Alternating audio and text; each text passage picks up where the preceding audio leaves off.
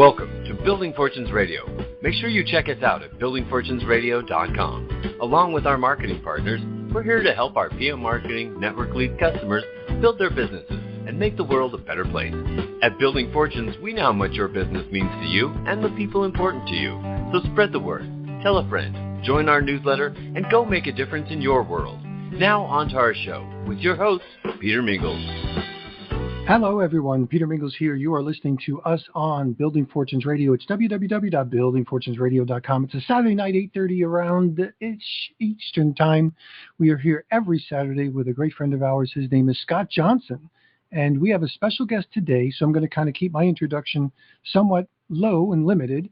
But we've been doing this radio show. It's going to be almost 10 years, Scott tells me, as a result of a radio show I was doing with Roger Van Vlissingen and E. Robert Smith, and we were talking about some of the stuff that was going on with Herbalife and a company called Vima way back then, and we were talking about some of the critical things going on about the MLM world.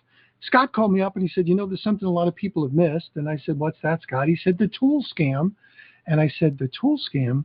I wasn't really sure what he meant by that. I had never really heard anybody say that like that relative to the industry, so as I was questioning him, I found that he was talking about the same thing that I was thinking. Because I had joined Amway 3 separate times, and I quit Amway 3 separate times because I realized that most of these people from stage were making money on the books and the tapes and the functions, not from the commissions generated from the legitimate sales during an MLM period. And I just said, this is wrong, so I quit.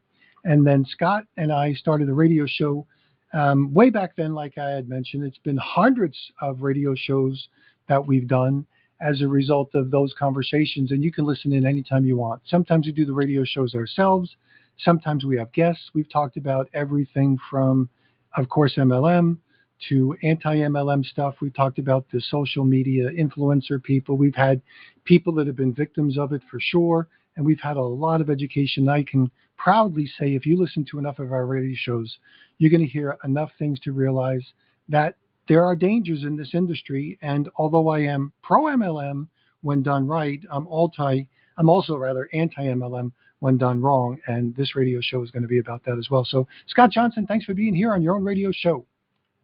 Hey, Peter, thanks for having me. Yeah, we have a great guest tonight, and like we usually do on these shows, I like to give a little bit of an overview of where I'm coming from in particular, because I'm kind of like you. If MLM is done right, I'm pro-MLM. And if it's done wrong, I'm anti-MLM. And I have two very specific criteria to make that decision. And it's one of the things is what you mentioned is the tool scam. And I was in Amway for several years, and I eventually found out that most of the profit for the upper level distributors, particularly diamonds and above, but even emeralds and above, they make most of their money from the tools. And let me go over, because you mentioned books, tapes, and functions. That was the technology back in our day, right? The books, they still have books. Tapes, the cassette tapes, technology has moved on. So they went from tapes to CDs in my years, and then now it's all electronic downloads as far as I know. I don't think there's any physical recordings anymore. And so there's also meetings, small, medium, and large-size meetings. All of these things. Oh, there's also voicemail. There's phone apps. There's website access. All these things cost money, and the markups are tremendous.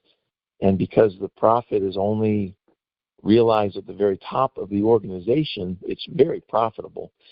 Because in any MLM, you know, Amway included, in the MLM side, not the tool side, but the MLM side, everybody up the chain gets paid something, but not with the tools. With the tools, 100% of it goes to the very top.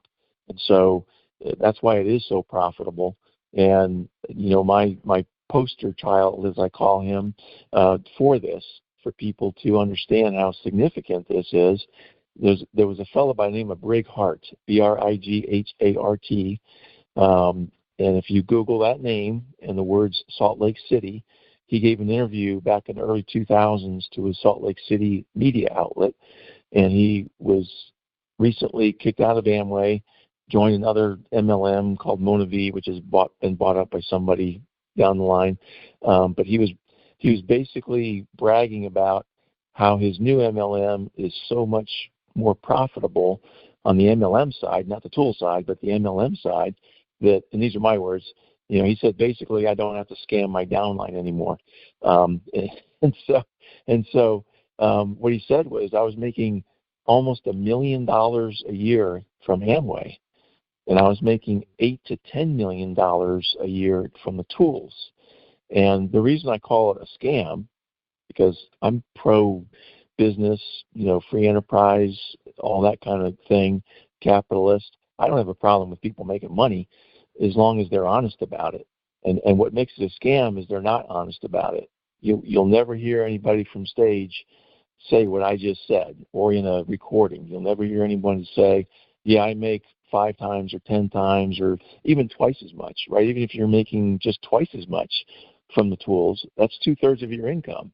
And if you're not talking about it in that manner, as far as the magnitude of the tool profit, then you're lying. I think it's RICO fraud, the old mafia law that's been used for other white-collar crimes over the years. It's at least business fraud, because if you don't describe the entire business model to somebody, that you're essentially telling them, hey, I want to get in business with you, and here's how it works, but you're not telling them, the vast majority of the profit for those at the top, then that's fraud in my mind. I'm not a lawyer, but I don't know how it's not fraud. So anyway, that's the tool side and the problem with that. Some MLMs don't even have tool scams. They don't have tools. Some MLMs have rules against tools, and some of them enforce them. There was a woman years ago that had been in Mary Kay for like 20 years, and her downline asked her to do something. I can't remember if it was make a recording or a T-shirt or something, and she did it. And I don't even think she was trying to make a profit from it. She was just trying to be helpful. And Mary Kay booted her. They said, you're out of here. Big organization, 20 years, and she was gone overnight, basically. So, again, not all MLMs look at the tool scam the same way. The other big problem, besides the tool scam, is the lack of retail sales, because MLM products are notorious for being overpriced. And so that makes selling to customers very difficult. If that customer is not also a distributor, they have no other incentive to buy an overpriced product. Whereas a distributor, as the judge in the Burn Lounge case said years ago, distributors have a conjoined opportunity. In other words, a combined or a dual opportunity. They have not just the opportunity to buy the product at that price, but they also have the opportunity, if they can sell the products, if they can recruit others and make a profit from it, they have that other opportunity as well. And so that's why the distributors are more inclined to buy the overpriced product than a customer, because they're looking down the road. In fact, their upline is telling them, my one-line description of MLM is, if you work hard enough and long enough, you'll get filthy rich.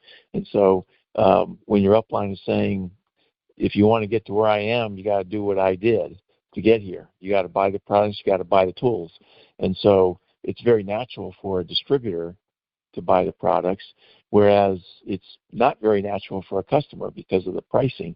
And so what that results in, when you have little to no retail sales to customers, is an illegal pyramid. That's actually the definition of an illegal pyramid.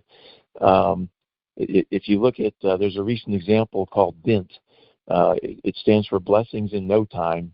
So you could Google BINT, B-I-N-T, and DOJ, and they have a page there where basically there's a couple based here in Texas that went out and did a gifting scheme where basically they said, hey, if you give me, I don't know what the amounts were, like $1,500, let's say, then you'll be a passenger. That's actually the airplane game.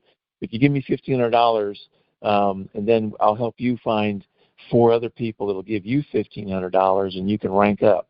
And then if you can help, or if we can help each of those 4 also find 4, then you'll be promoted to a flight attendant, and then the co-pilot, and then the pilot, as we build this pyramid. Well, there's no products, right? There's nothing of value being traded here. It's all money being pushed up to the top. But then once you get to that pilot level, you cash out for, let's say, $20,000. So you put in $1,500, you get $20,000, and all you did was get other people to give $1,500. That is clearly illegal. And these folks that are on that DOJ website will tell you, they've been fined almost $11 million by the state of Texas. I think Arkansas got a piece of their hide. The DOJ is going to be, going to court, and the judge is going to be sentencing them pretty soon. They're actually right now in prison, or not in prison, they're actually in jail because they started talking about being sovereign citizens recently. And the judge said, no, you're going to be in jail until sentencing now. And so we're just waiting for that to occur. Well, here's the similarity between that and Amway and other MLMs that have a lack of retail sales. Let's pick any product. Let's say it's shampoo. You go to a store, brick and mortar, online, doesn't matter. Let's say it costs about $10. Well, an Amway or another MLM company, it could easily cost 20 or 30, easily. And so in my analysis, I say that the first $10 is fine. You could have spent that $10 at Amway. You could have spent it at Walmart. You could have spent it on Amazon. No problem. That's the value of that product. However, that second $10 plus is the same thing as what I've been talking about with Bint, on a lower scale, of course. But that is money that you're paying and getting no value back.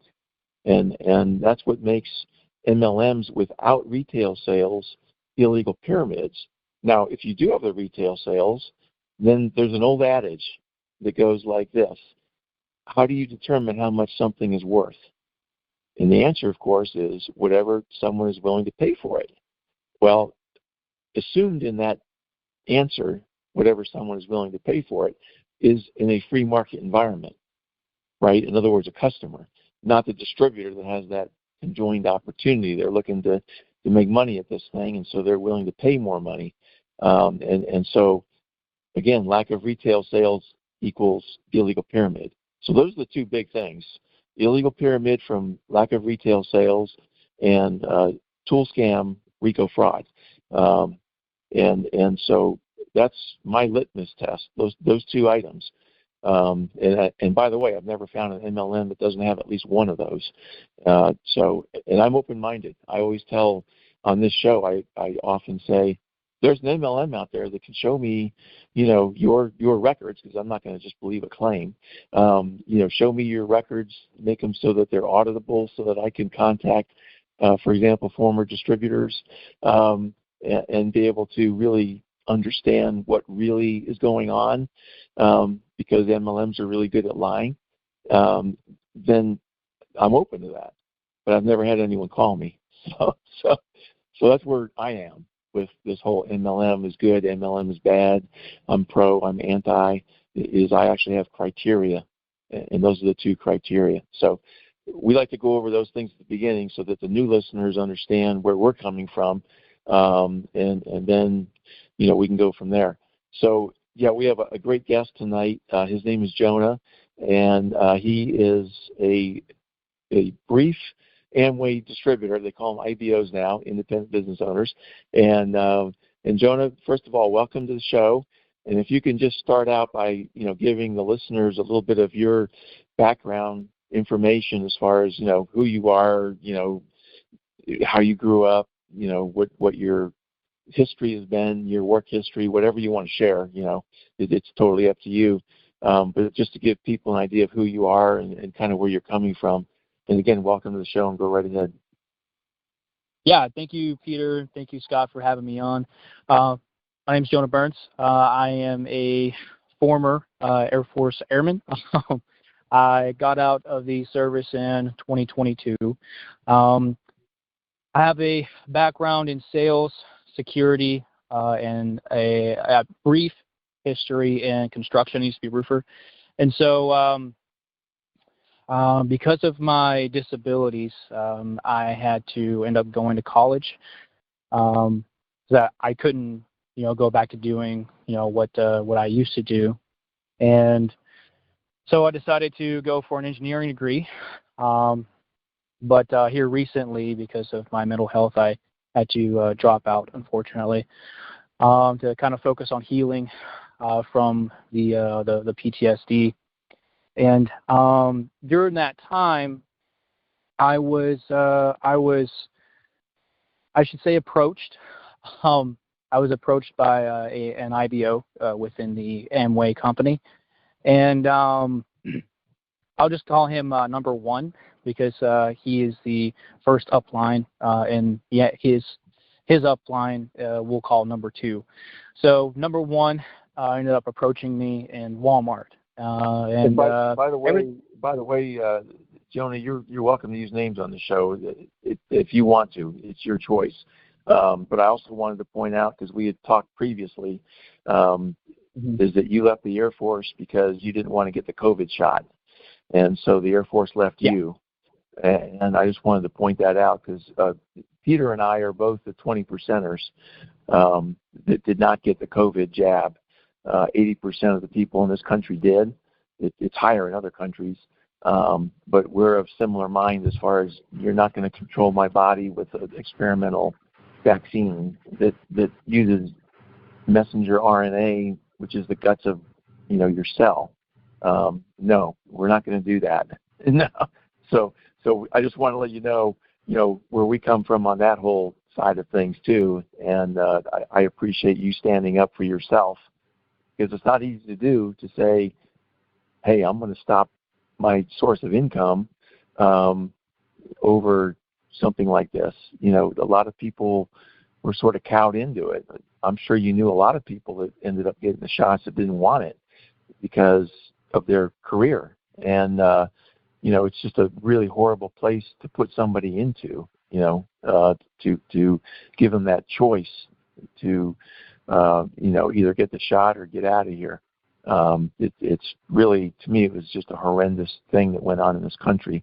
And it wasn't just the military, a lot of companies. And I was working back then. I'm retired now, but I was working back then. Unfortunately, my company did not force me to do that. I was actually a consultant for communication systems, for radio systems. And my biggest client at the time was a hospital outfit up here in the Dallas-Fort Worth in Central Texas area. And part of my job was to visit hospitals during COVID. And so if there was any, scenario for a company saying, you really need to get the shot, that was it. But they didn't. They left it up to us, fortunately, because I tell you, I don't know what I would have done, honestly, if I had been forced into that decision. So I just wanted to let you know that, because that's, something I appreciate your standing up for yourself. And you can make any more comment on that you want, or you can move on to the Walmart thing. Oh yeah, no. So I only want to spend a couple of minutes on that, and then we'll switch over to the story, or get back to the story. But I appreciate your input, and I also appreciate you supporting me and standing up, not only for myself, but I also speak up for veterans on my YouTube channel. I am also a small-time YouTuber at this point. Looking to be quite a bigger YouTuber here soon, but we'll see how things go. And go ahead and tell people your channel so that they can find you. Yeah, so you can find me at Figuring It Out. Figuring It Out. I believe it is -T7T. That's how you can find me. I initially started out as a men's channel, and now have grown into quite a few different areas, and so we kind of encompass a lot of different people, a lot of different family members, as I like to call them on my channel, the home turf. So, but to kind of get back to my service. What a lot of people don't know, or may not know or realize, is that when some of us were refusing the vaccine, or a lot of us were, we were essentially threatened to, or threatened into taking the vaccine ourselves. I remember some of my leadership, they told me if I were to continue to refuse the vaccination, all of my benefits as a veteran would be taken away from me when I got out. So I would be left destitute, essentially. There were a lot of people who caved to that. I do know, as you were saying, a lot of people who didn't want to take it, who ended up taking it because they didn't want to get kicked out and lose, those benefits that they were receiving for their families. And so I understand that fact as well, but a lot of them are also suffering from health complications because of the unforeseen side effects that, people didn't happen to see while they were getting, their 15 boosters. But that's something I think that's really important to note as well, because a lot of people are seeing, some veterans that were kicked out, but a lot of them don't realize just how many of us were really threatened and told to shut up about it while we were refusing it as well. And the fact that how we were treated while we were going through the process of being removed from service. I remember. Just for the record, Jonah, I just want to make sure you know that I want to be able to help share that platform with you. So whatever we're going to do here will have nothing, hopefully, to do with that. But I want to be able to share that with our Building Fortunes Radio listening audience. So even a separate radio show or two, because I think that's really important that we talk to people that were actually on the ground in the deal and have faced the repercussions of their stance. Yeah, and I just wanted to make the comment too that I've never heard that. Now I believe it because I know the military, because I was in the Navy myself years ago. But I never heard that people were threatened with losing their benefits if they did not get the shot. That is shocking to me. It's believable because the military is so overpowering. Are you aware of any lawsuits or anything along those lines? Because to me that is grounds for legal action if they're going to threaten to take away your benefits just because you didn't want to get an experimental shot that was unproven basicully as far as being safe. Ultimately what ended up happening was that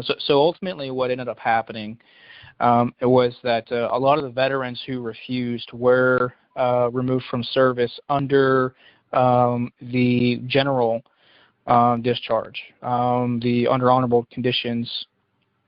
They were right though that they did take some of our benefits because my education benefits were taken from me because I didn't get the fully honorable discharge. And so the only benefits that I was actually left with were my disability benefits, which I'm glad I have now. But they were right, and I do know of and it's been a while since I've looked at it, but I have heard of a couple of cases that was brought before the military, respective to their own branches, I believe, or perhaps against the government itself, and some of them I believe have won. But I don't happen to have any details with me right as of right now. But I can definitely go into a deep research on that and get back with you guys. Scott, I really want to jump into this, and I'd like you on those radio shows where we talk to Jonah about this, because my daughter was in the military, and I fought with the military. When I say I fought, I shouldn't say that fought. I identified with the recruiter when he was sitting in my living room talking to him about uninformed consent. So I don't know, Jonah, if you know what uninformed consent means, but you signed the contract. And basically what uninformed consent is, the military can do with you whatever they want to do with you, and you have no consent. It's uninformed. We don't have to tell you what we're putting in your body, why we're putting it in your body. You have to. So the idea that you fought it was natural. I would have fought it too. But the idea that every military person has signed that uninformed consent, and we could talk about that, and I want to talk about that. And if we have to drag some of your friends out to do their own radio shows, even if it's on an anonymous basis. We need the world to hear it because it happened. Lots of people were hurt by it. I don't know if that had any contribution to your mental health issues, and we don't need to go through that stuff right now, but I want to hear this on a separate radio show. But Scott, let's go back to the point that he was here for, because I don't want to take away from that either, because we could really jump down this rabbit hole, and I want to. Yeah, let's save that for a different show. Let's go back to Walmart, unless you want to put a little fine point on the end of that, Jonah. Yeah, I wanted to wrap everything up and then move back into my story here. There's a lot of mental health contribution to it. There's a lot of damage in that aspect, because there are so many people who have given a lot of their time, a lot of their own mental headspace, their physical labor, right, to serve their country, as many service members believe, and then just to be betrayed like that, essentially, by their own government, by their own military. It's just that there's a lot of damage that was done. It kind of transitions back into the story, because as a veteran that was suffering from PTSD for a long time and still am, I was actually putting it off for a while, because I've always been the kind of guy that's just stuffing things down and pushing through every single day. And I couldn't do that. I couldn't do that this time around. And so I began to realize and see what PTSD was really doing to me, and I finally took that step to talk about it, to seek some mental health treatment. And this was while I was going to school. But it got to a point to where for my own sake, for my own mental health, I had to drop out. And so I did. Let me back up a little bit more, because when I began my second semester, there was number one had reached out to me, because I want to make sure that they remain anonymous, because I don't want to feel as though I'm doxing anyone. So I'm just doing that to protect myself. That's when they had reached out to me in Walmart. So I kind of want to make sure I get the story right here.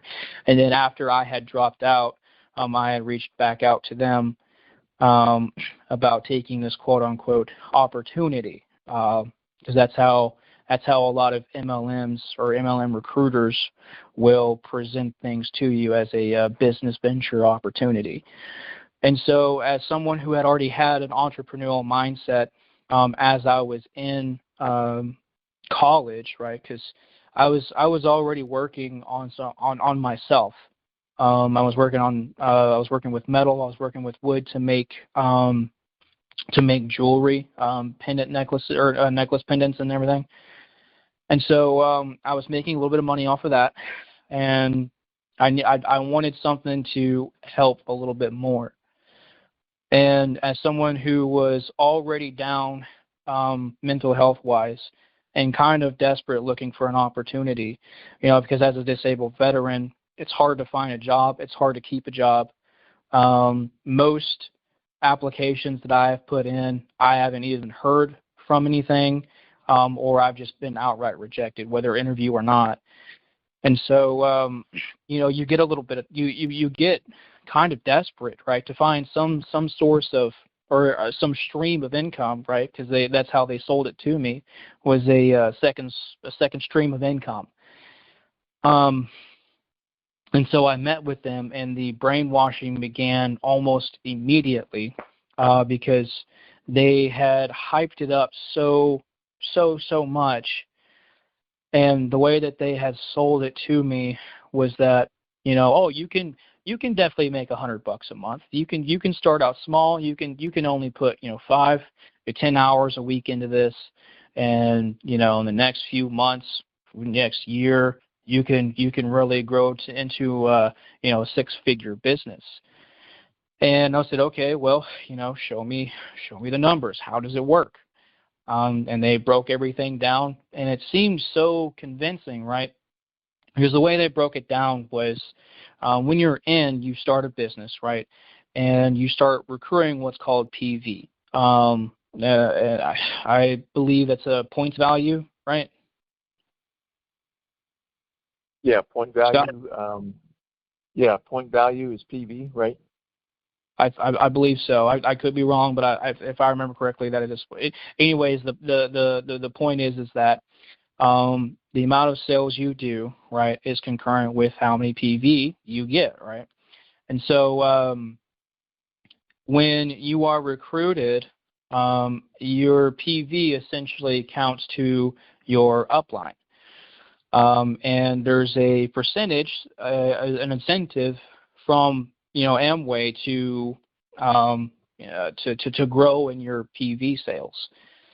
And so that kind of really kind of sold things for me. But what really sold me was that they were telling me that the business license was free for a year. I said, okay, well that sounds great. If it truly doesn't cost anything for me, right? What's the worst that could happen? And then I get to the business registration, and they wanted me to pay for a starter pack. And I had that feeling in my gut that something was wrong. But as someone who has, taken risks for benefit before, I saw that as an opportunity to then begin to sell, right? I could receive some inventory myself and I can sell that, right? And so I took the opportunity. It was $200 just about. And at that point, I thought I had a feeling that the environment that I was around was a little strange. But I didn't do a whole lot of research, because I believe it was the second meeting, right, that I went to, they always had opened up explaining who they are, and they beat people to the punch, essentially, telling people that it's not a pyramid scheme, it has nothing to do with a pyramid, and this is how it works, this is how it breaks down. But if you really pay attention to it, it looks exactly like a pyramid scheme, because if someone's doing 150 PV and you're doing 50 PV, right, you are making 200 PV, because that is essentially your business. Someone is just under you, right, and you are going to qualify for whatever incentive there is. And so that's just something that I didn't really pay too much attention to, again, because of the brainwashing. As someone who was already vulnerable, right, wanting to just believe in something, right, because I'm not a religious person. I had walked away from religion simply because of all the research I have done. And so that was a pretty hard hit for me. And just looking to believe in something had made me a pretty easy target. And then as someone who doesn't really have the best relation with quite a few of my family members, that I was even more vulnerable. I was already isolated. I own my own home. I live by myself. And I'm essentially just by myself 24/7, because I don't have many friends. I had to either kick them out of my own home, or I've had to walk away from them for whatever reason. So I was isolated, and it was really easy. When was this that this is going on? So I believe it was maybe mid-April, I believe, but I think it was in March that number one had reached out to me. So you're talking about this year. You're talking about this year. Yeah. This was very recent. Yeah, this is fresh, and I just wanted to point out that when they said you get a free business license for a year before 2024, of course this is 2025, and we're in almost the middle of June now, or at least I guess the second week of June. So yeah, this is like 2 or 3 months old. But back in 2024, there was a major change in Amway that, to my knowledge, has never happened before, and that is you don't pay anything to join Amway. Usually, right. For the previous 65 years or so, you would pay, different amounts through the years, but most recently it was around $50 or $60 to Amway, and then you also, I'm going to say you had to buy the tools. Now it's not a requirement, but there's so much pressure on people to buy the tools that it's virtually a requirement. And those tools are also free for a year. Now I know you've got more to add to that for a year story, but interestingly, the tools that are free do not include books. And the books are the only thing that would cost the upline money out of their pocket, whereas the things like the meetings and the phone apps and the recordings and all the website access, all of that stuff doesn't really cost them any money. It does cost them less revenue from the standpoint that you're not paying into it, but it's really negligible money out of their pocket to provide these free tools. And that's a major recent change that started just last year in 2024. And I believe it's because Amway is desperate and the upline is desperate. They know that their operation is falling apart, and they're just trying to find something that'll get people involved. And I guess a quick question for you, and I know you probably can't answer this, definitely, but what if they said, join us, it's going to cost you, let's say, $60 to pay to Amway to get your number, and then we'll start you on these tools. It'll probably be $200 or $300 a month or so to buy the tools. Would you have joined under that sort of a condition? If there was a gun to my head, yes. but obviously there's not, so that would be 100% no. I say that to make the situation lighthearted a little bit. So I have quite a bit to say actually on the year thing. That's the biggest thing that they had actually championed in the first part of the meeting, because there are always two parts. There was the part for the quote unquote prospects, and then there was the second part for the training of the IBOs, right? The independent business owners that Amway calls them. And so they always champion that, and they say that it's for a full year, that it's for a year. But if you go onto the site itself, right, if you're in, you can go onto your e-commerce site yourself, and you look at when your business license expires, when you'll have to renew. And it is always set for 12/31, right, of the end of the year, the end of the fiscal year. So it's not, and you could have signed up maybe October, November, but guess what? You still only have a month, 2 months for free. And then you will have to pay to renew it. And I believe that, as of right now, is $75. From what I saw, I could be wrong. It could be anywhere from $50 to $70, but I remember specifically seeing $75. And that's per month, for right? the renewal. I didn't remember. I don't remember seeing anything per month. I don't remember seeing that. Because that's true for the Amway renewal, at least in my experience.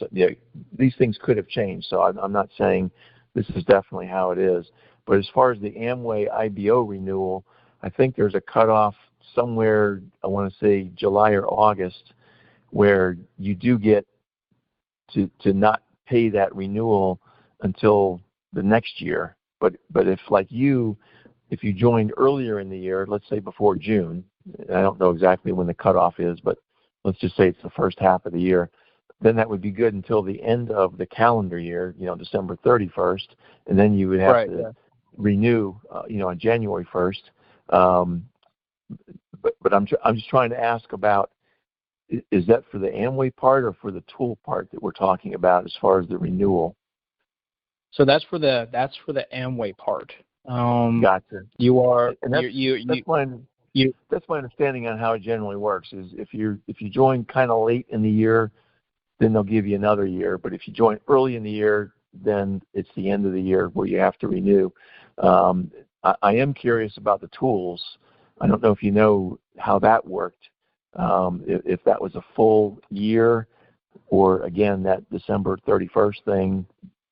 You would. I would imagine that they would base.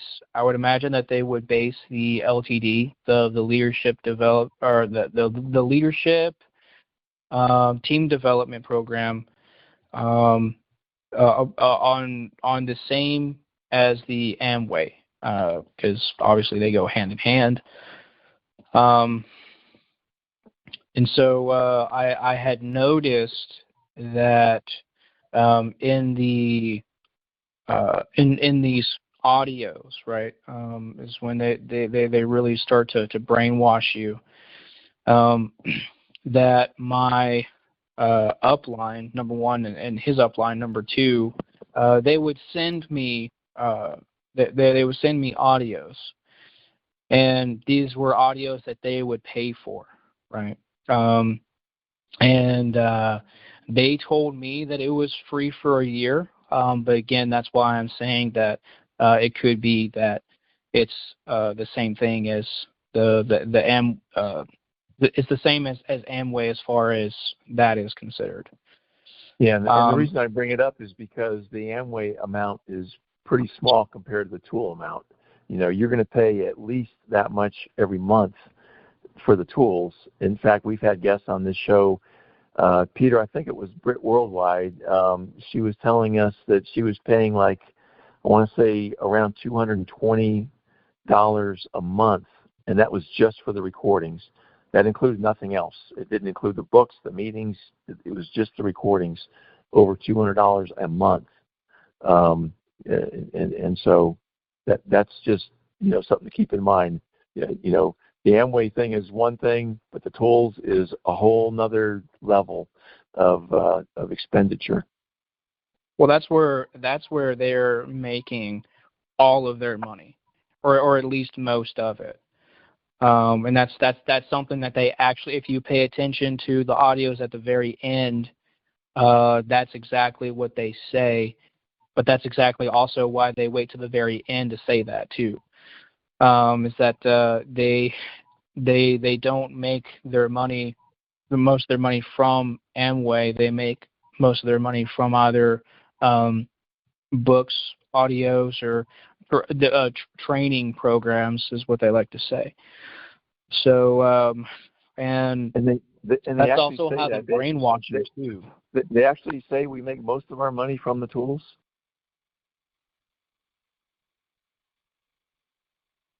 Do they actually say they make most of their money from the tools, or just that they make some money from the tools?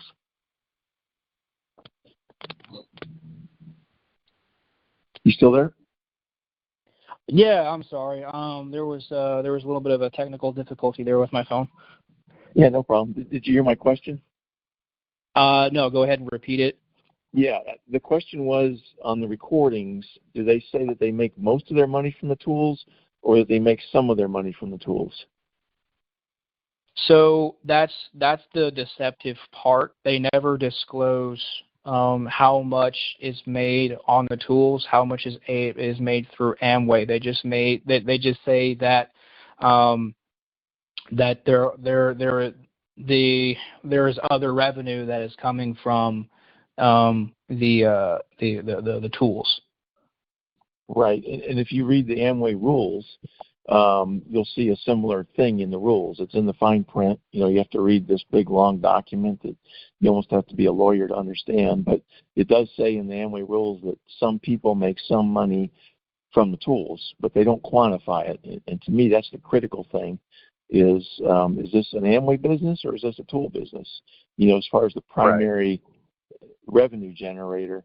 And that's actually something If you go on my YouTube channel, you'll listen to a recording that Rich DeVos, who's one of the two co-founders of Amway, made in 1983, and he was complaining about several things, but one of those things was the amount of money being made from tools. And he said on this recording, and you can listen to it yourself on my YouTube channel, but he said, my lawyers get nervous if you're making more than 10% from tools compared to Amway.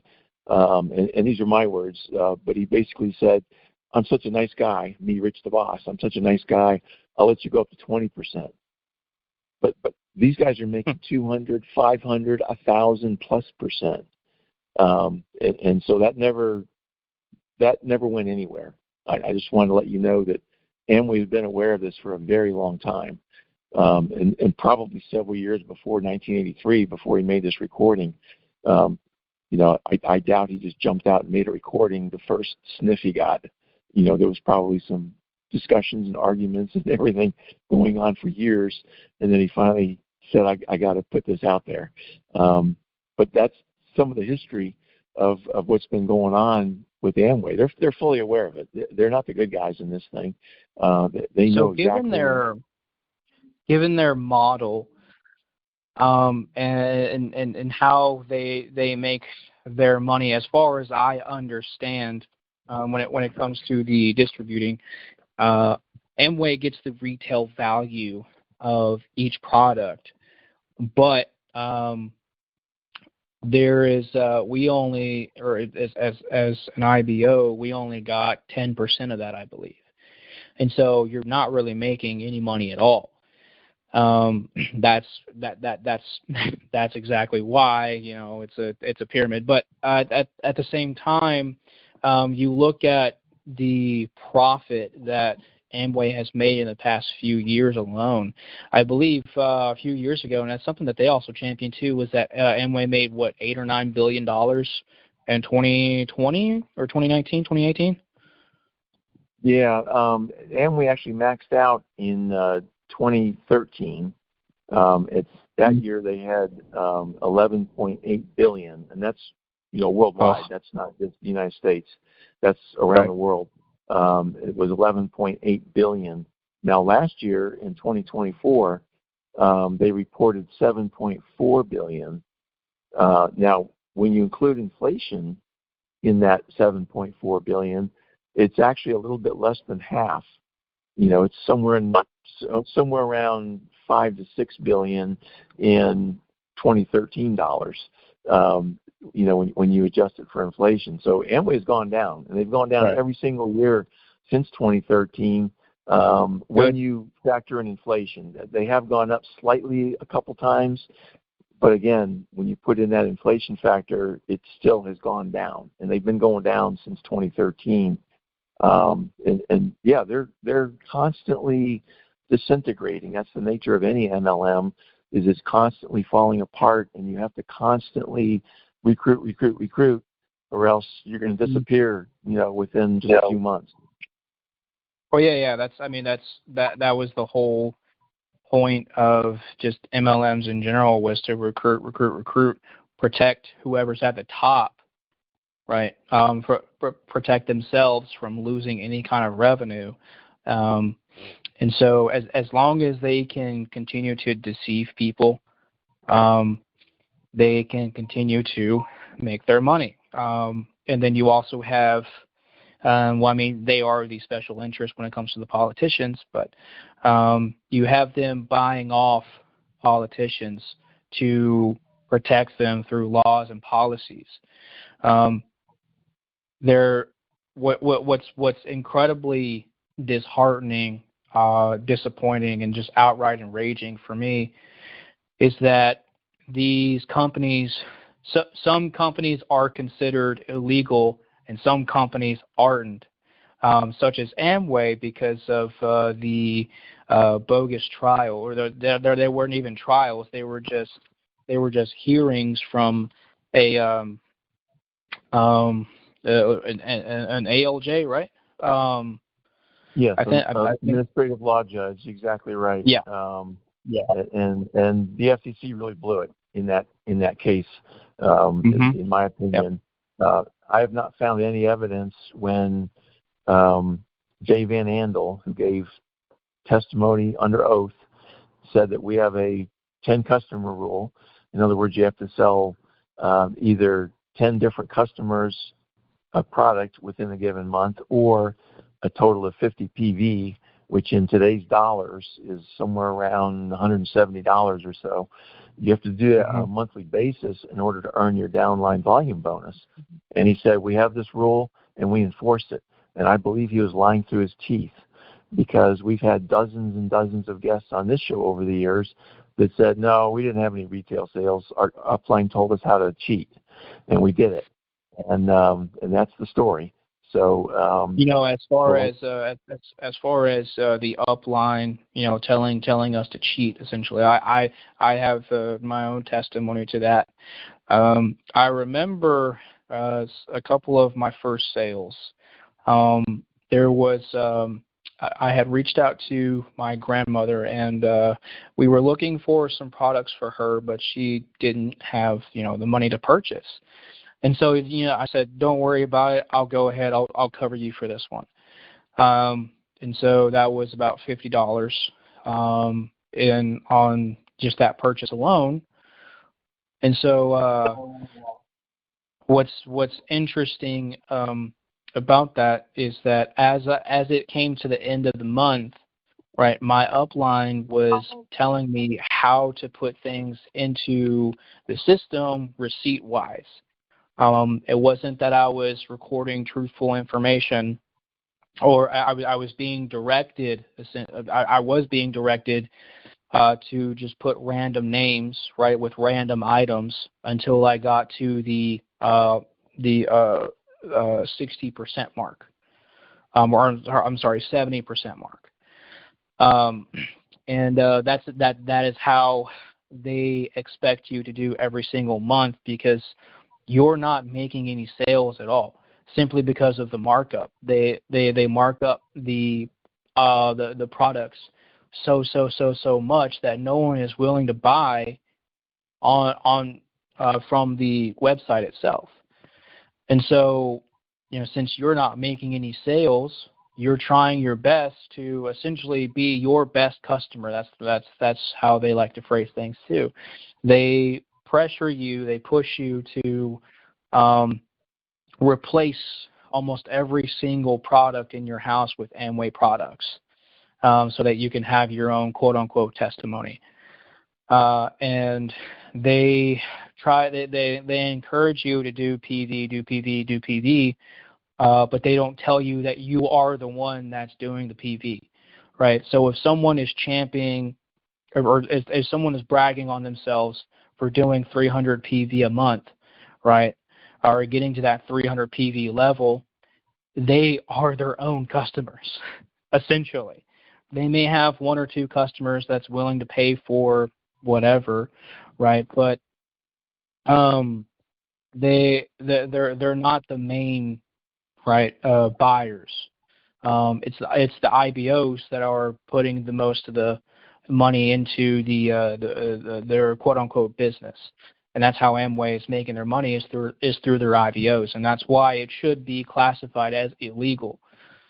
I believe it is classified as illegal, and one of the other challenges with the FTC is, number one, like I mentioned earlier, they have to get a bunch of complaints in order to start an investigation, and number two, it takes them about 3 years.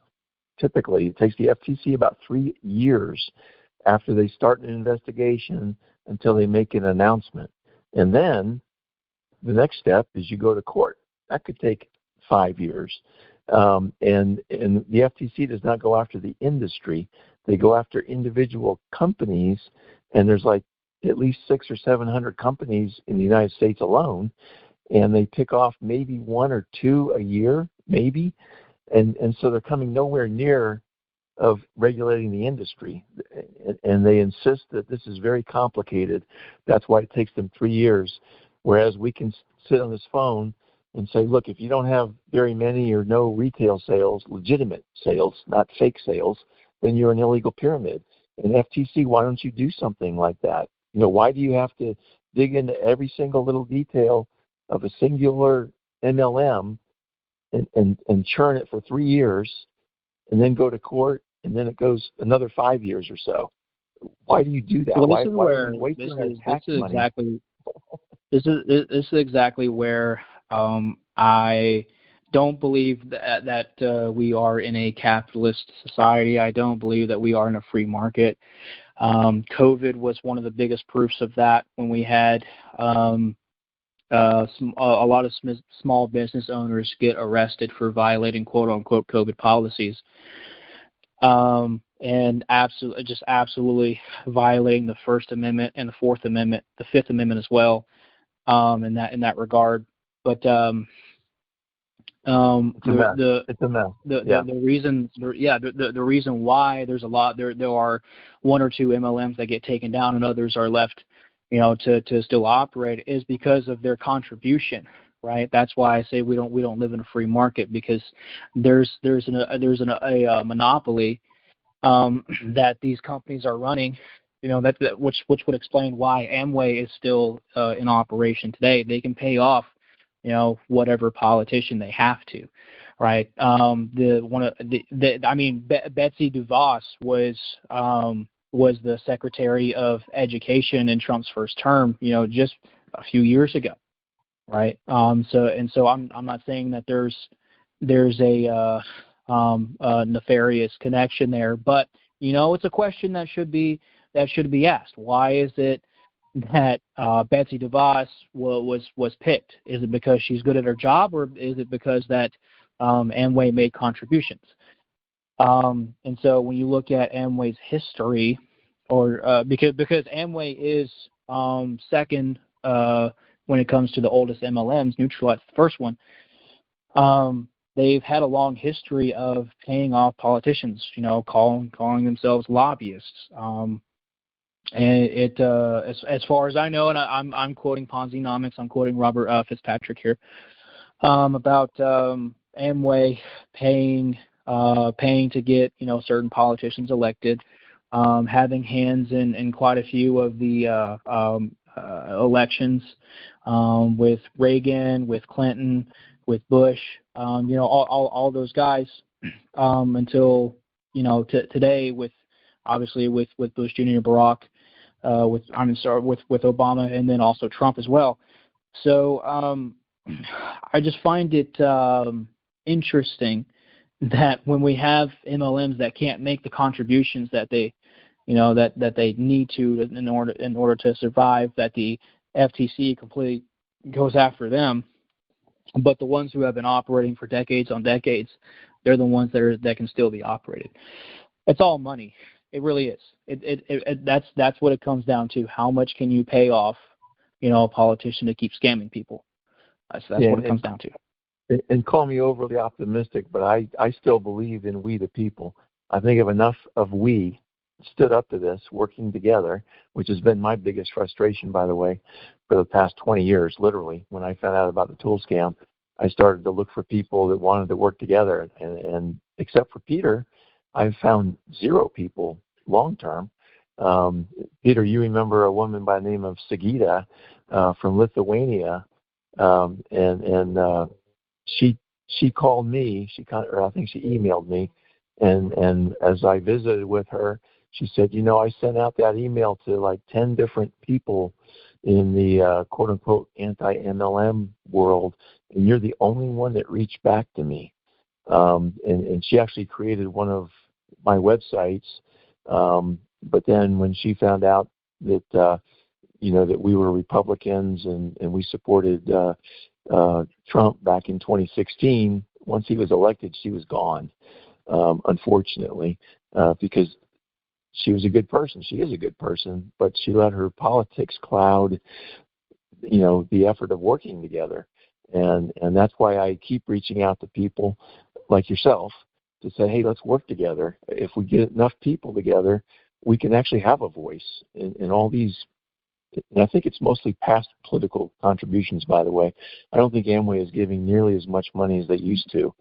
And, most of those people that were giving the money are dead. the politicians are either dead or out of office. And so the whole idea that they're buying them off, I think, is old news. I don't think it's current news. And we do have a lot of momentum, as ineffective as it is on social media, that's pointing everybody in this direction. Over the past year or so, we've had going on about a dozen MLMs that have either gone out of business, they've switched from MLM to direct selling.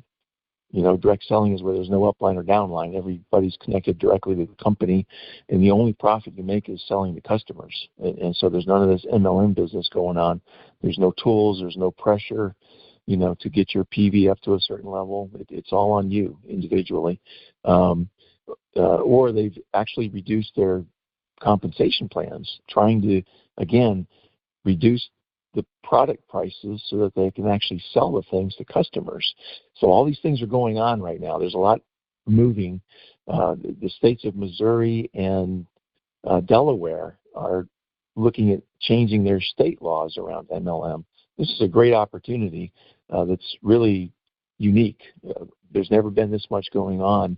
And it's a great time, for people like yourself to say, hey, I'd like to join a team and go up against these MLM scams, because I believe we can do it, but we need more people.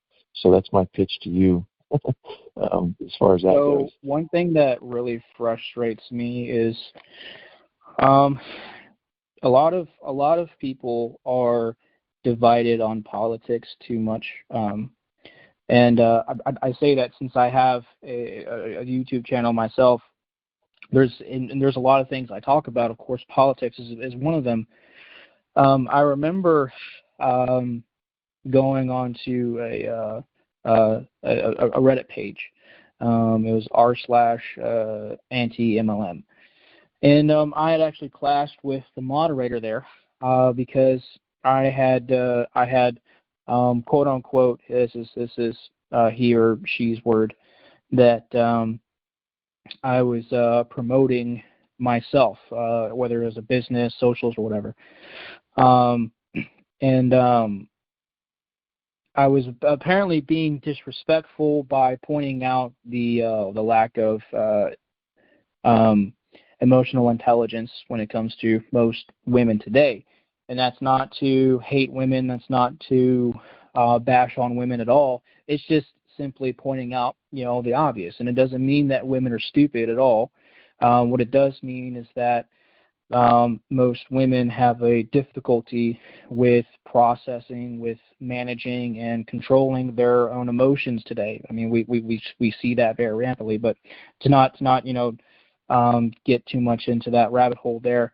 There was I was banned, for being disrespectful, even though I had made a very clear point about not being disrespectful, and to my point, to welcome every single person onto my channel, that we lift up everyone here. I don't care what your political leaning is, what race, what sex you are, right? This is a channel here to figure everything out together, right? And so I was completely banned from there based on that. And what I've noticed from a lot of anti-MLMers specifically is there's just a bunch of drama specifically around politics. And the reason for that is because a lot of us are just average people, right? And so instead of doing our research when it comes to who is responsible for these MLMs and who is allowing them to stay in operation, we would much rather pick on each other for our political stances or our religious views or whatnot. And we should really focus on the main thing, because I believe in we the people as well. I mean, obviously, given the fact that I am a veteran, right, and I've given service to this country for so many different years. it's incredibly disheartening. So what I actually did was I started my own Reddit page. So for you guys can join that Reddit page. It is the same thing, anti-MLM. I'm sorry. It is the r/anti-MLM fight underscore in between anti-MLM and also in between MLM and fight. So say that again, r/anti_MLM_fight. And so because I believe it's not a physical fight, right? It's a metaphor, obviously. Because this is essentially the people who have become the elites of society, who are extracting and extorting, right, the lower social class for as much as possible, for as long as possible, right? Because it's a social class war that we find ourselves in. I hate to use those terms, but it is the best way to describe it. I'll definitely check out your channel, but welcome to the club. I was kicked off anti-MLM years ago because I found that they're just very slanted.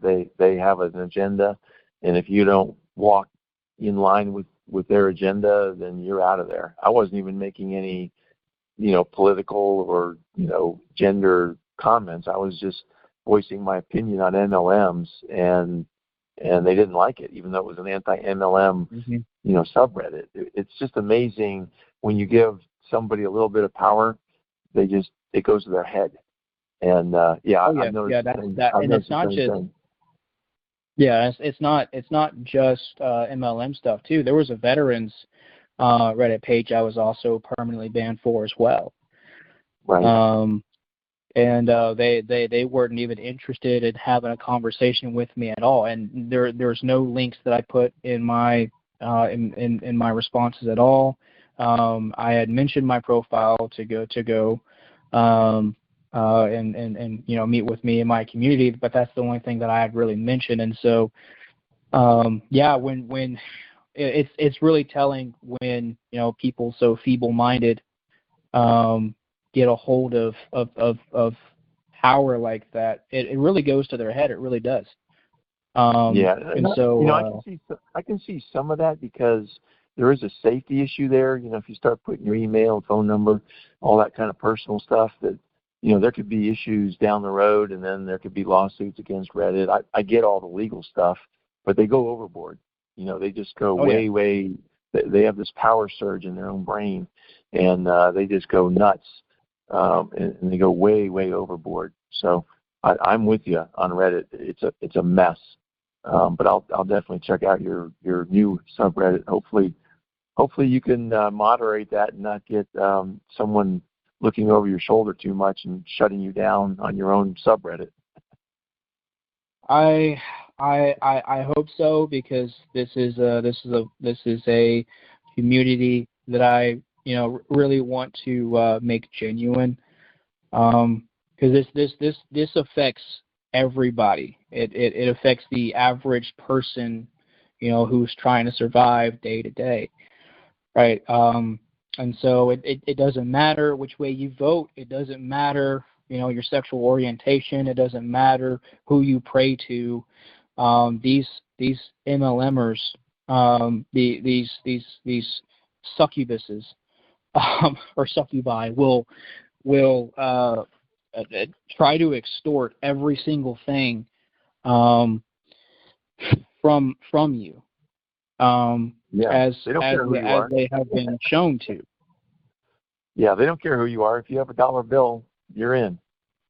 Yeah, pretty much. So why should we divide ourselves if they're going to take from everybody? That doesn't make any sense. Mm-hmm. I'm totally exactly. with you.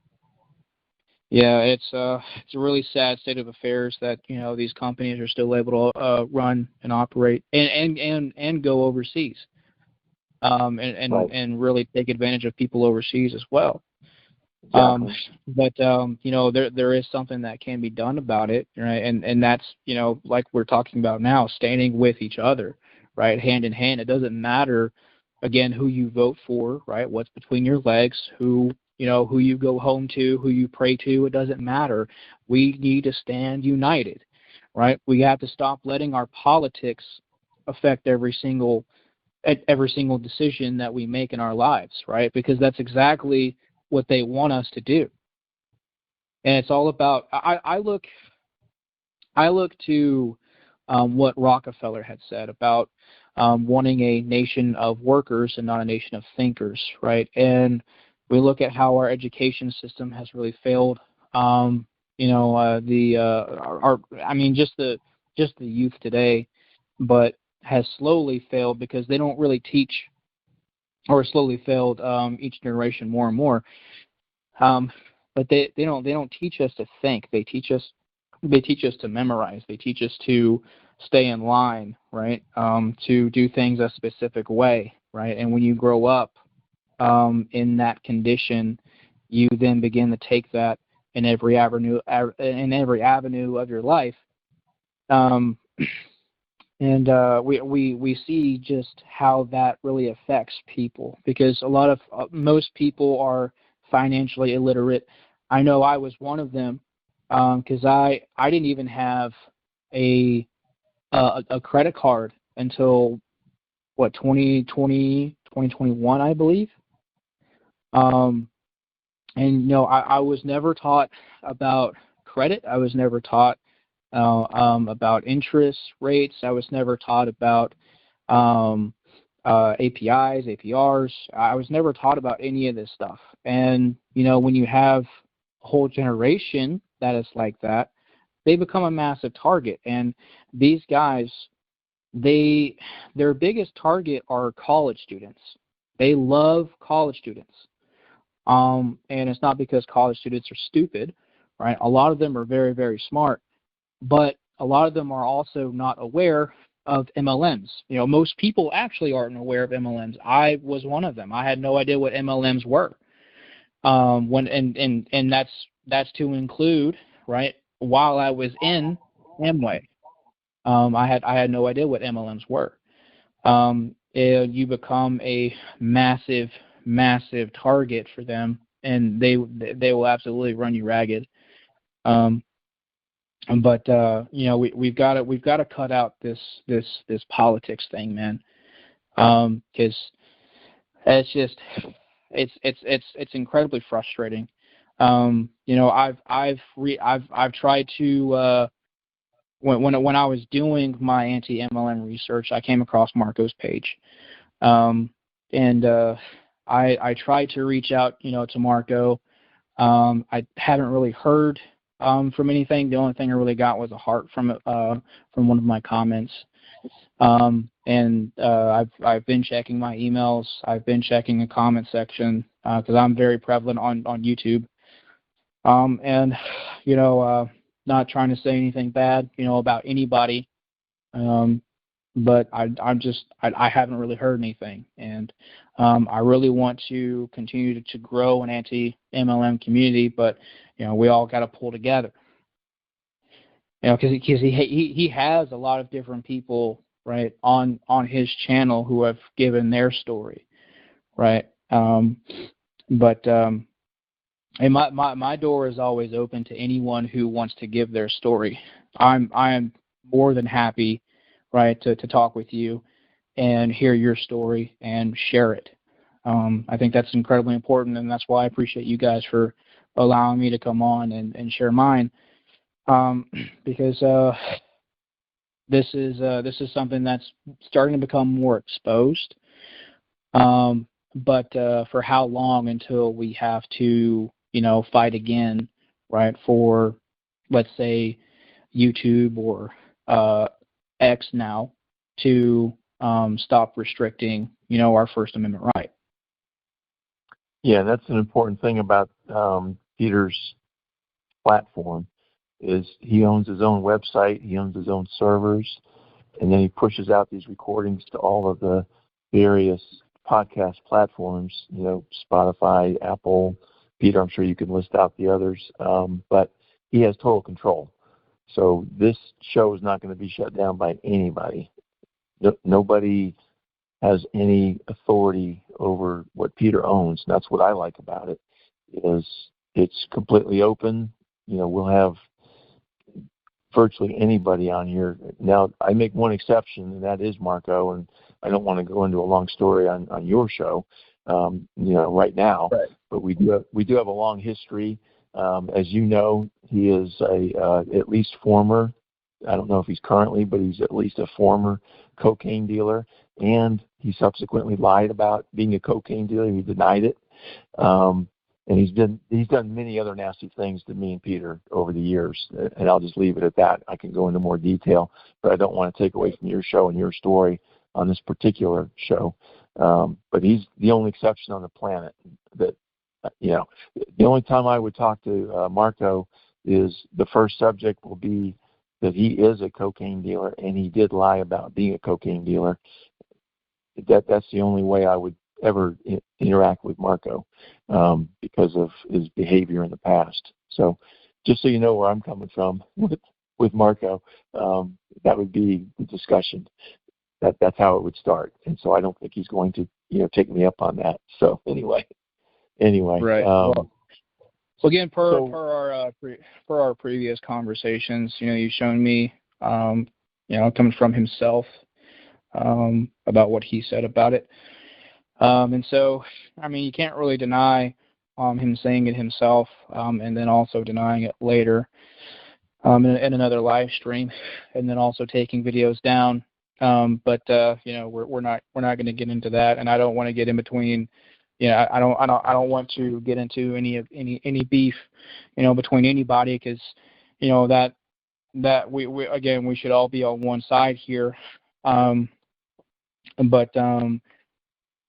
Yeah, so again, it really frustrates me that when it comes to things that really matter, the average day person can't really seem to pull a community together, right, to stand for something that really shouldn't be so hard to stand with. And so, it shouldn't be. You're exactly right. It should not be. Yeah. Well, if I could add to this, Scott, real quick. So, Jonah, you were in a vulnerable position. Not that you're a vulnerable guy, but the reality is you're in a vulnerable position. You're looking for a solution.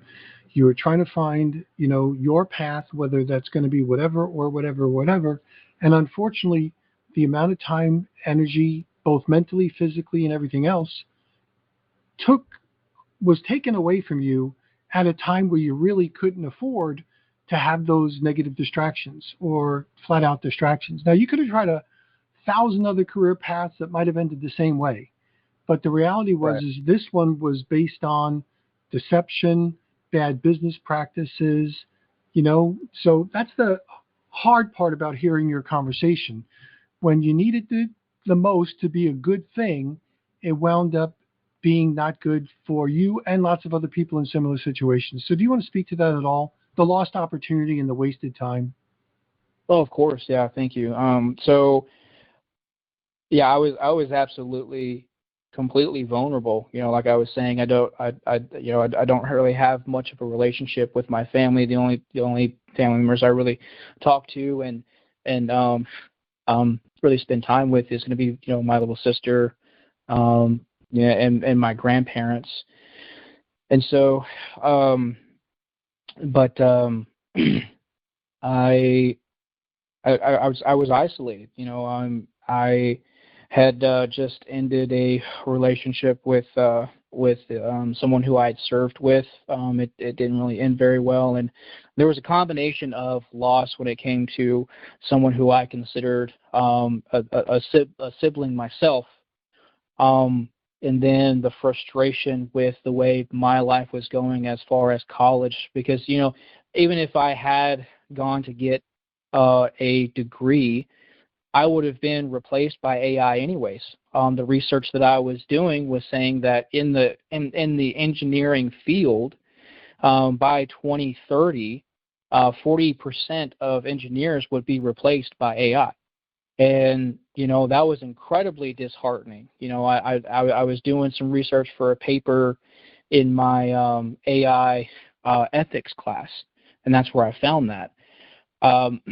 But being distraught by the relationships with friends, with family, being isolated, being frustrated with the way life was going, and being frustrated with how I was treated from the military, and then also dealing with the PTSD with that. I'm still incredibly vulnerable, and they absolutely took advantage of that.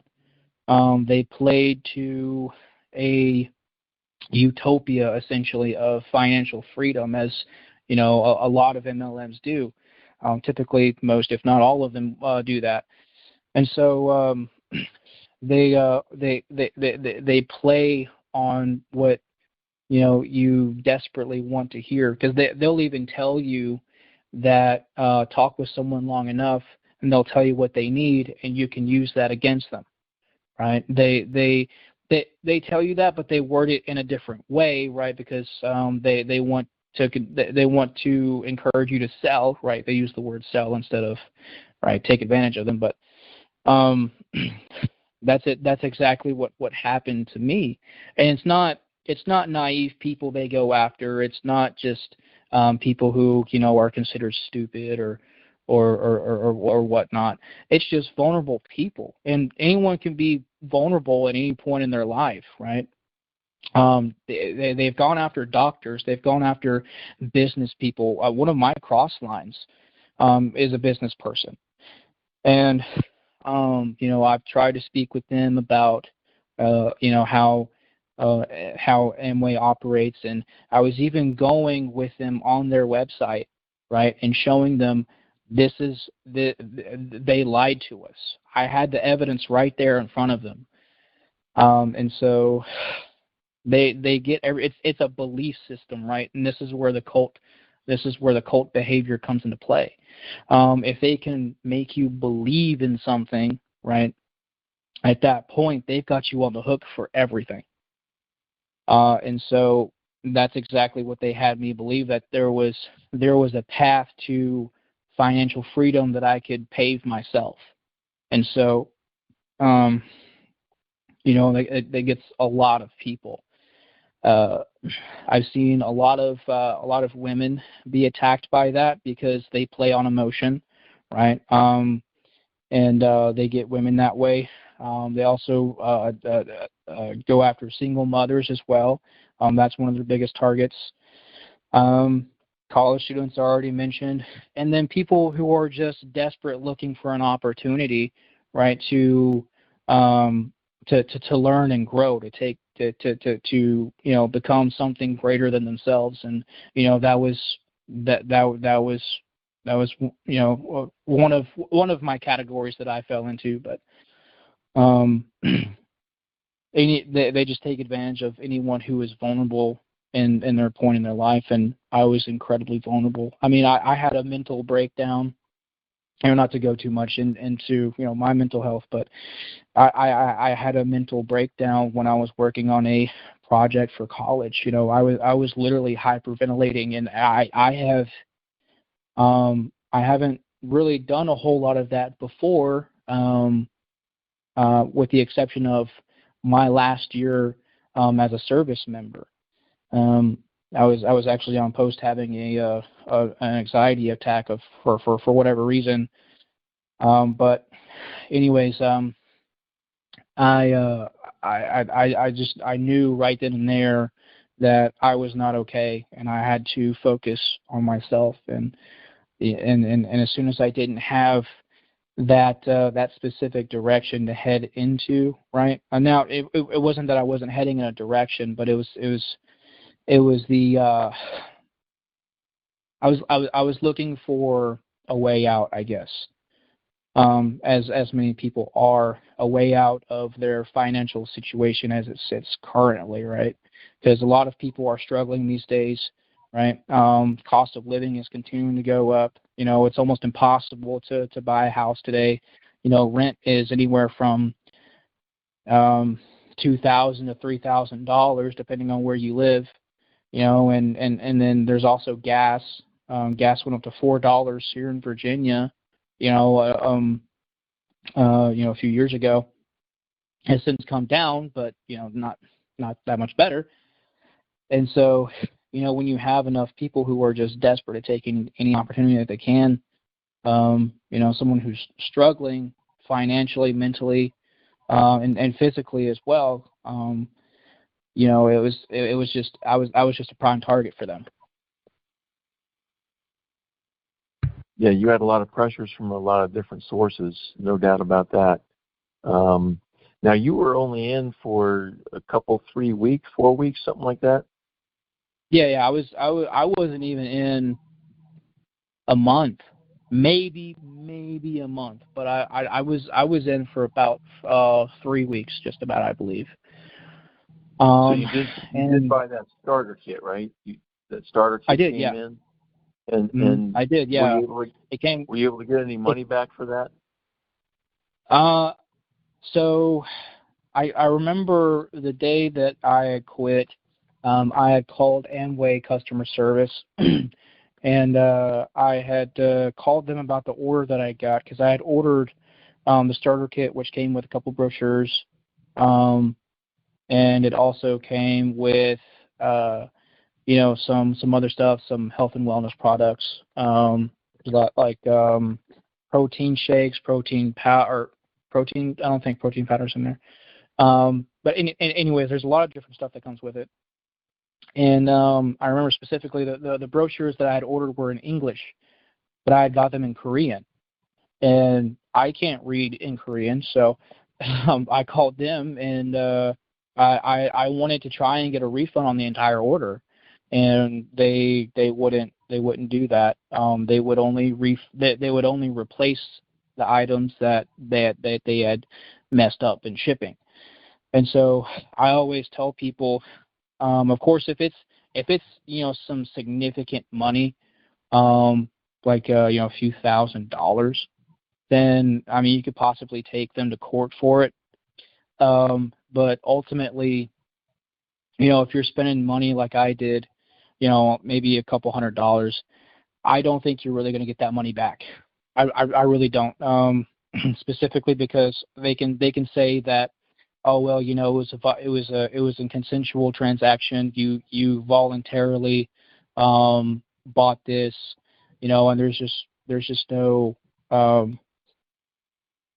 really no way that I believe that you can really defend yourself, because of everything that really stands against you, right? It's the MLMs, it's the MLMs themselves, right? It's who they can pay off, and then it's also the court system that you're going through. And we find ourselves in a society today where the court system doesn't really favor the average American, right? And so that's the one issue, though, that from my perspective, Amway does a pretty good job of, is the return policy. And they've got like a 90 or 180 day return policy, and my experience has always been that they honored that. Now maybe they've changed, because it's been a long time since I've interfaced with them.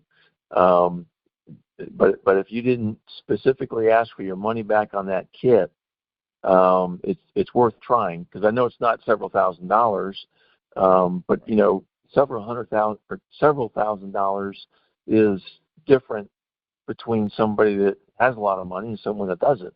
And $100 or $200 to someone that doesn't have much money is a lot of money. And if after the show, maybe we can get together either tonight or some day in the future and just go over the specifics of that, because again, in my experience, that's the one thing that Amway did real well. I know I had a personal experience years ago where I ordered, if you're familiar with Dojo, it's the hand cleaner when you get working on greasy stuff. It has pumice in it. It does a great job of washing your hands. Well, I ordered a case of 2. They only came in cases of 2, like a gallon container, and one of those containers broke in shipping. And so I called them back. I said, hey, one of the containers broke. Can you send me a replacement? And they said, well, we're going to send you 2. I said, well, only one of them broke. And they said, no, that's okay. We'll send you 2. And so that was my experience with return. And I have never heard in the past. Not that I've heard of everything, by the way, nor recently. But that's one thing that Amway has usually done a good job with, is the return policy, because they don't want to get the negative reputation. That's the thing, and they're getting one right now on this show. And so they don't want that to spread. They should make sure they honor their they already have a lot of negative reputation, anyways, because there are already a lot of people that are on YouTube, on Reddit, and specific subreddits that really tell the story. They do have a negative reputation, and it's well deserved, but not for the return policy, to my knowledge. This is the first time I've heard of a problem with the return policy. They have lots of other problems. We go over them on the show almost every week, but right. not that issue. So let's get together after the show tonight, or some 2 or 3 days down the road, and just figure this out. Because I think if you ask the question the right way, that they will give you, because you resigned your IBO-ship already, right? Oh yeah, of course. Yeah. So to me, you should get that 90 or 180-day return. And I'll look at the current Amway rules, because maybe they've changed them. I don't memorize the rules every time they get republished, but I think they do. I know that they'll replace items. I've seen that. Before. I know that they'll do that. But as far as the refunding, obviously I have my own testimony on that. That say they don't. So. Gotcha. Okay. Well, yeah, I don't want to dwell on that on this show, but let's get together and see if we can't get you your money back on that kit. Were there other products that you also ordered? Yeah, there was a case of XS energy drinks that I had ordered that was $30. Okay. That's typically yeah.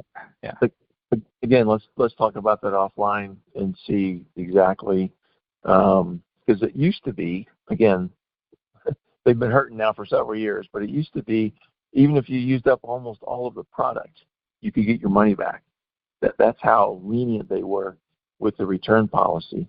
Right. Again, that's the one shining part of Amway. Everything else is trash, but the return policy, they've in the past been good. So let's just dig into that after the show sometime and see what we can do with that.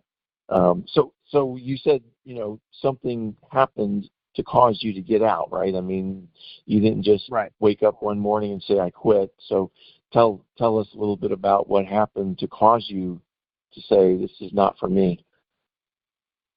Well, what's actually really funny is that I did wake up one morning and I said I quit because I was heading to the gym. I'm really big into fitness and health and wellness, and I was wanting to do some research on the XS energy drinks in specific, and I remember asking number 2, right, my upline's upline, about the XS energy drinks, who developed them, because they had told me that it was developed by a marathon runner, but they didn't really give any names, right? Because names are pretty important when it comes to credibility, of course, but not according to Amway. And I remember asking about the development, and I was looking up online, and I couldn't find out which one did it. I know that there were 2 people that essentially worked together to develop the XS energy drinks, and I had asked which one of these guys had developed it, and the specific response that I got was that that names don't matter when it comes to the story.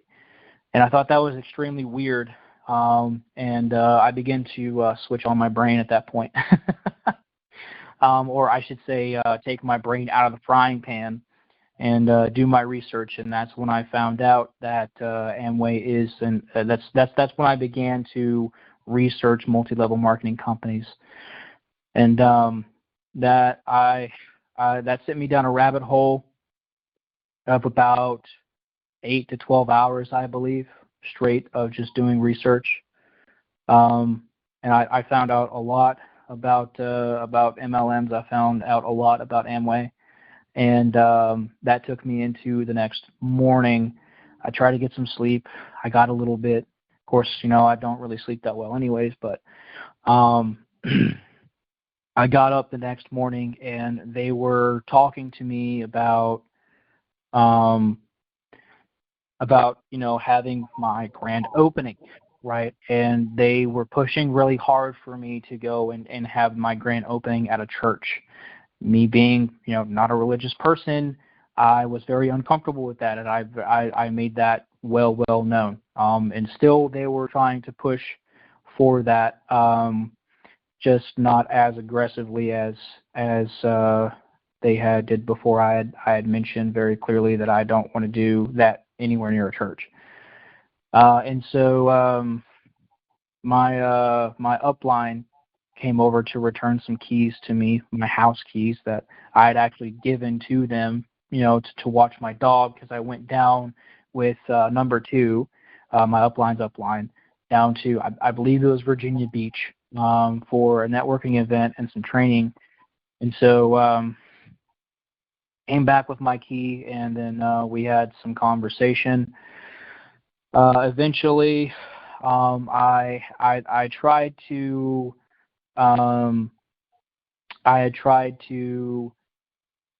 get off the hook, right, a lot easier, right, and in the conversation, and then just block everyone.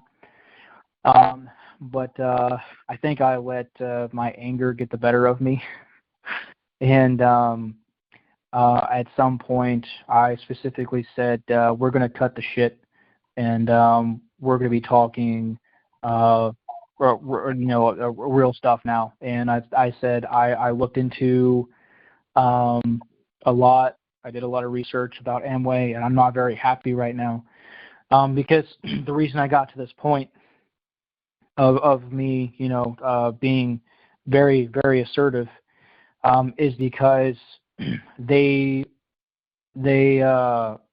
number one had understood that I was trying to get out of it by mentioning my mental health and mention that it wasn't really good for me. And so to that response, he was trying to push me into staying with the audios, right, with the educational part of the quote unquote business. And so to that point, I kind of blew up. We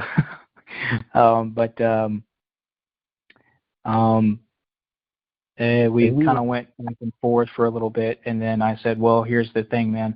I see you as a liar, and I see your upline as a liar. So what's going to happen is you're going to leave my place, and we are done. I don't want anything to do with you. And we were talking a few days ago, and this also involved your dog. Yeah, because they had, like I said, they had come over to let my dog out, and I very specifically told them that there is dog food in the refrigerator. I had already set up everything for them. The only thing they would have to do is throw the food in the microwave, heat it up a little bit, and then give it to her. I get home the next day, right? Or that very night, I believe it was 2 or 3 o'clock in the morning, and the dog food was still there. So essentially what they did was they brought their own food that was not dog food, and they fed that to her. And I was very angry with that. That was before I left. But I was not happy with that at all. So that was already kind of sending me into there were a few things, right? Because I think this was something that's really important to mention, is that Amway or really any MLM, I don't really believe likes you to talk with your cross-lining, and what cross-lining talk with your cross-lining. What your cross-lining is pretty much your peers, right? There's someone who has recruited someone, and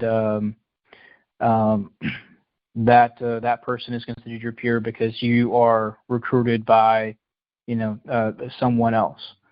And so, since both of you are the new people, you're considered peers, and that is what cross-lining is. They very highly discourage that unless it is within earshot and within eyesight, because then they can control the conversation. And I specifically remember getting a voice message from my upline's upline about cross-lining and saying that they didn't want to have any kind of private conversation with me and my cross-line for fears of having something negative be brought up, right? That's one thing that they really touched on, was that, there's a lot of negative information. There's a lot of negative views on Amway. There's a lot of negative. That's a word that they bring up. It's all a part of the manipulation tactic. But that day I had already woke up and said, I'm just going to quit. And I did. That's when I called Amway to try and see if I can get my refund. Of course, I didn't. And then I also canceled my IBO registration. So. Right. Yeah. So, you woke up one morning and quit, but there was a series of events prior to that with, having slept on it. You said, that's it. I'm done. So, yeah.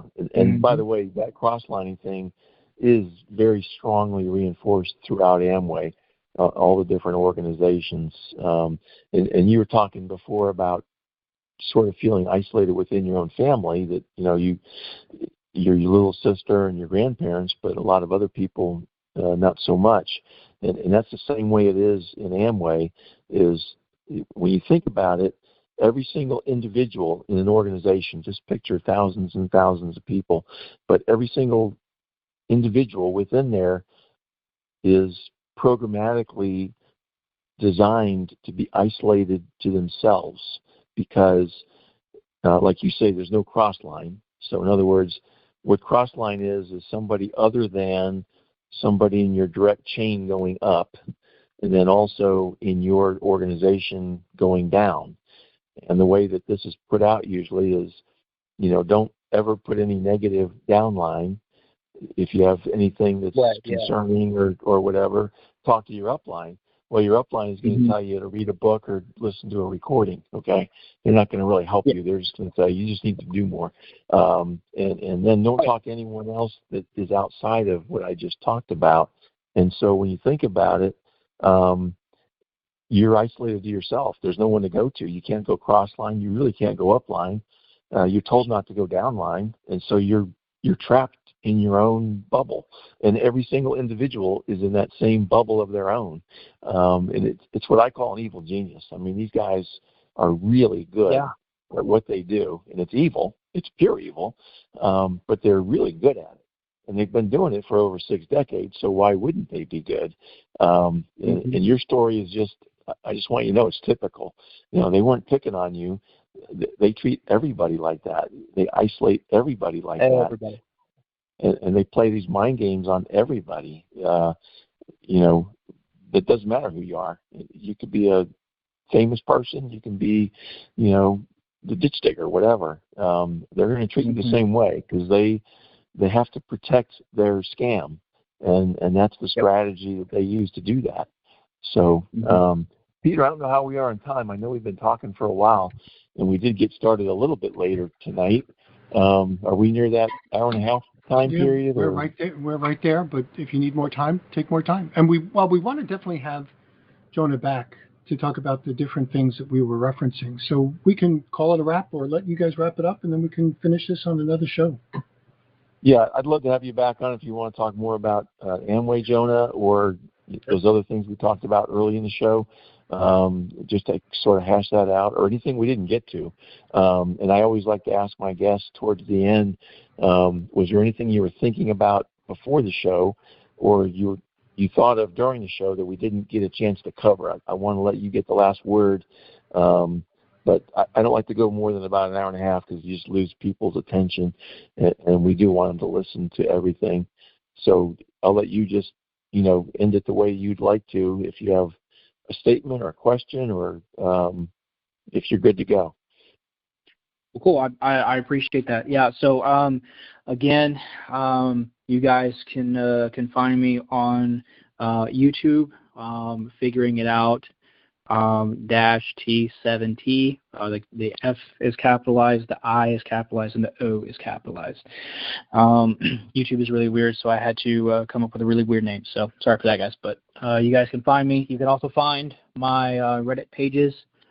I will go ahead and put them up for you now. It's going to be r/anti_MLM_fight, and then there's also r/helping veterans, capital H, capital V. So for my veterans out there that need some help, I'm more than happy to help you guys out. And also, again, if you guys want to tell your story on my channel, my home turf, you are more than welcome to reach out to me, and I'll be more than happy to share your story, because I think that's incredibly important. But kind of what I really wanted to touch on is that you are at the mercy of your upline, and of course your upline is trying to. I should say this. There are people that have been in for a number of years, maybe 10 plus years, and still have no idea what is going on, because the longer you are in, the more scrambled your brain is going to become, because they make sure of that. And so I always say, be open-minded, right? But be firm with yourself. And I think that's incredibly important for any avenue of life.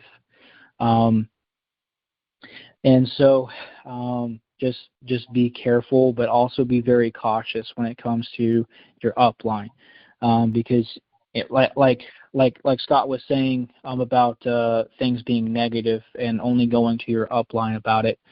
Your upline can tell you anything and everything, right? And they will expect you to believe it. And if you don't, they will double down on manipulation tactics, depending on who the upline is.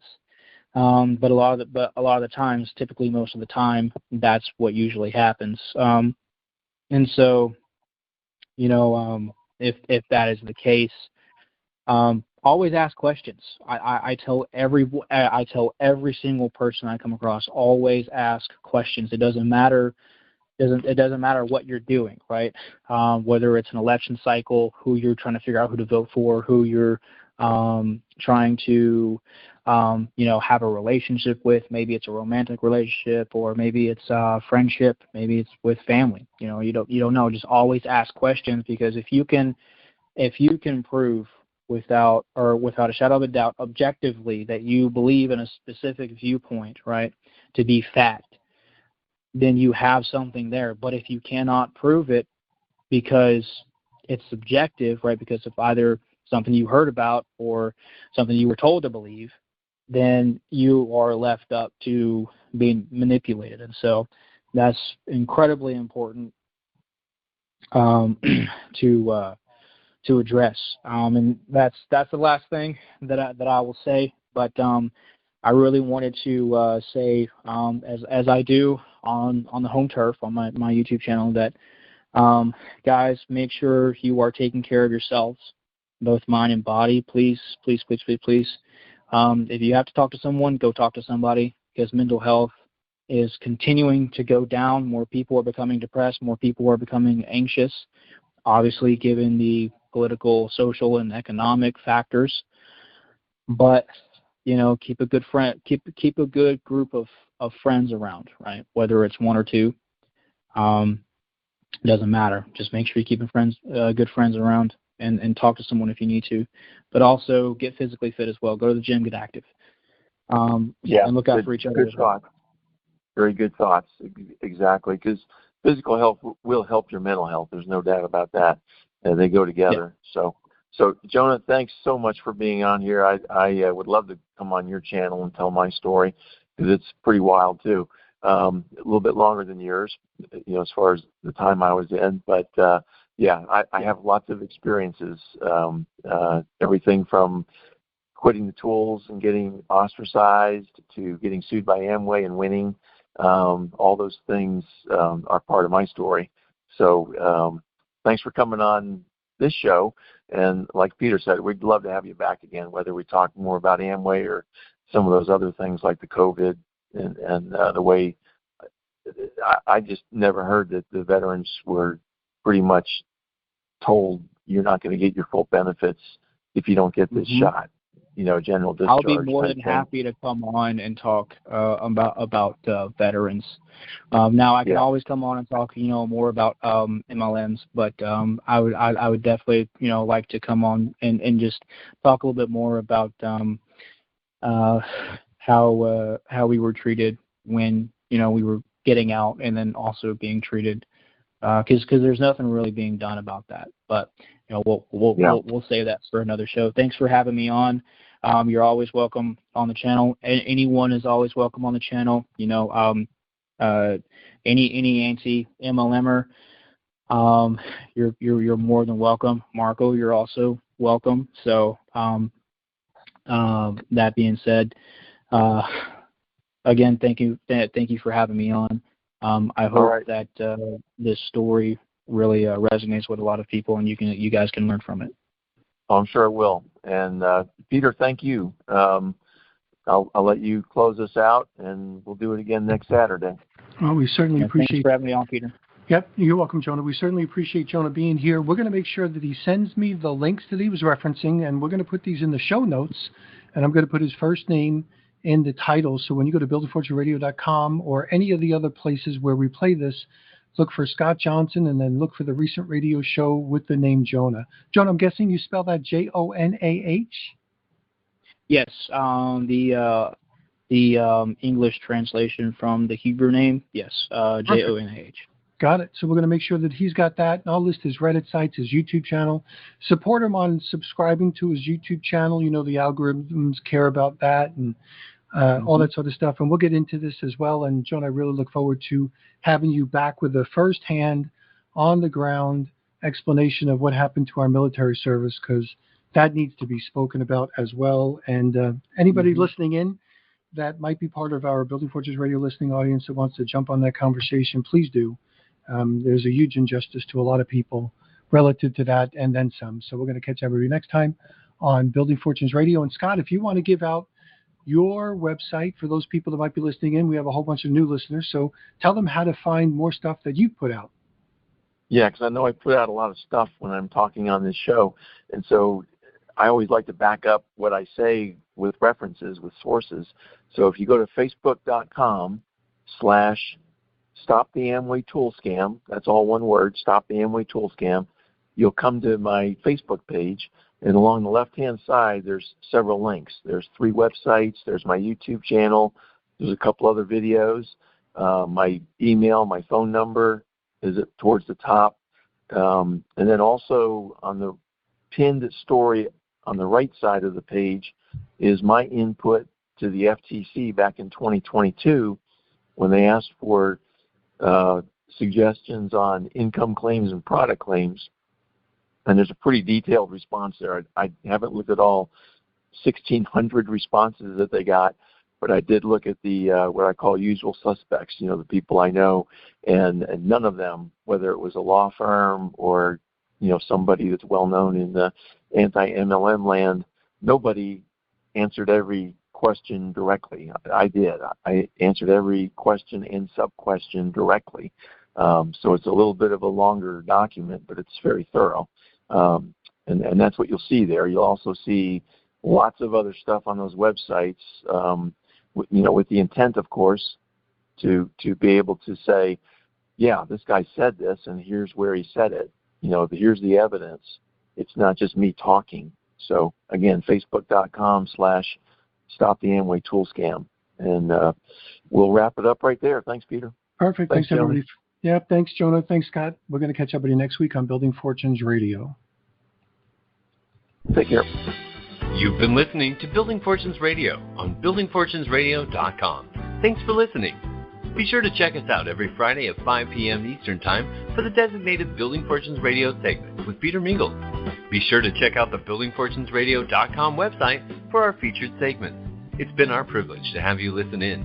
At Building Fortunes Radio, we wish you the success you deserve and are willing to work for. So spread the word, tell a friend, join our newsletter, and go make a difference in your world.